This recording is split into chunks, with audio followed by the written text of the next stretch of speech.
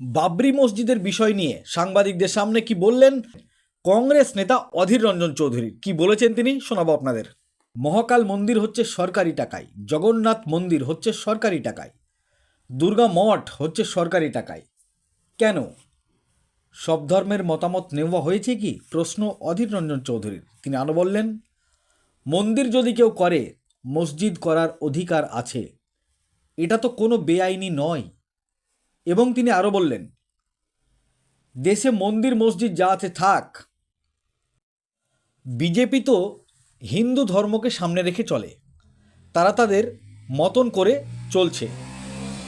একদিকে রামের ধ্বজা উড়াচ্ছে, একদিকে বিজেপির লোকেরা মুর্শিদাবাদে বলছে রাম মন্দির করব।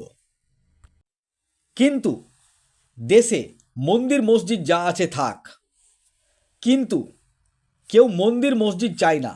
চাকরি চাই, খাদ্য চাই, কর্মসংস্থান চাই, স্বাস্থ্য চাই। এমনভাবেই সাংবাদিকদের সামনে তৃণমূল কংগ্রেস এবং বিজেপির দিকে নিশানা সাধলেন কংগ্রেস নেতা অধীর রঞ্জন চৌধুরী। কি বলেছেন তিনি শোনাবো আপনাদের। বাবরি মসজিদের বিষয় নিয়ে সাংবাদিকদের সামনে কি বললেন কংগ্রেস নেতা অধীর রঞ্জন চৌধুরী? কি বলেছেন তিনি শোনাবো আপনাদের। বলতে পারে সরকার দেখবো যে যেখানে আছে, ভারতবর্ষের সরকার তো মন্দির যদি কেউ করে মসজিদও কেউ করতে পারে, আমাদের কি বলার আছে?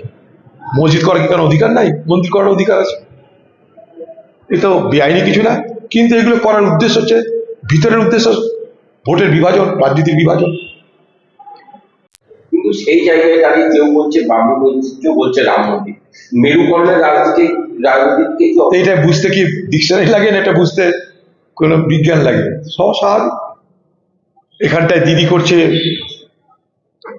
জগন্নাথ মন্দির, মহাকাল মন্দির, তার দলের লোকরা বাবরি মসজিদ। বিজেপি তো হিন্দু ধর্মকে সামনে রেখেই চলে, তারা তাদের মতন করছে। ওদিকে রামের ধ্বজা উড়াচ্ছে, আর এখানে তাদের লোকরা বলছে রাম মন্দির করবে।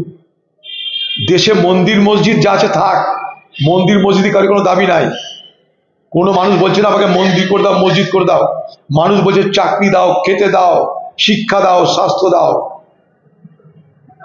সেটা দিচ্ছে কোথায়? বলতে পারে বাবরি মসজিদ ভোটের জন্য, ভোটের মসজিদ, ভোট করার জন্য করছে কেউ।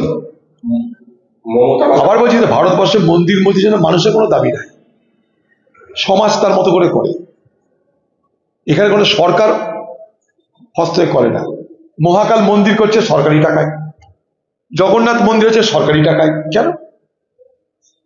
দুর্গাঙ্গন হচ্ছে, দুর্গা ঠাকুর থাকবে সরকারি টাকায়। কেন?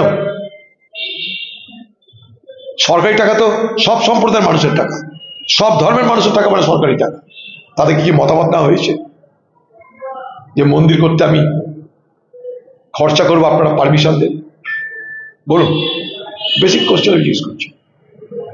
কারণ কোনো মুসলমান মন্দির করতে সে অর্থ সাহায্য করতে পারে না আইনত।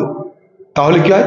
পৌত্তলিকতাকে সমর্থন করা, যেটা মুসলিম ধর্মে নিষেধ। তাদেরকে কি পরোয়া করছে? সরকারি টাকায় মন্দির হচ্ছে, কেউ মন্দির চায় না। দিদি বিজেপির সঙ্গে টক্কর মারার জন্য মন্দিরের রাজনীতি করছে।